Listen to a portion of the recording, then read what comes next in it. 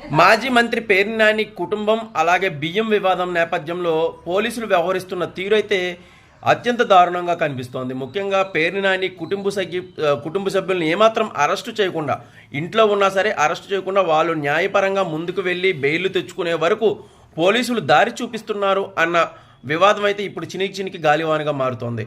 పేర్ని నాని సతీమణి జయసుధ గారిని నిన్న విచారించినప్పుడు ఆవిడ దగ్గర నుంచి సరైన సమాధానాలు కూడా రాబట్టలేకపోయారు. దీంతోపాటు పేర్ని నాని అనుచరులు అలాగే పార్టీకి సంబంధించిన వారు పెద్ద ఎత్తున పోలీస్ స్టేషన్కు వచ్చి విచారణాధికారి గది బయట తలుపులు బాదుతున్నా సరే పోలీసులు చాలా నిర్లక్ష్యంగా వ్యవహరించారు. వాళ్ళని నిలువరించలేకపోయారు.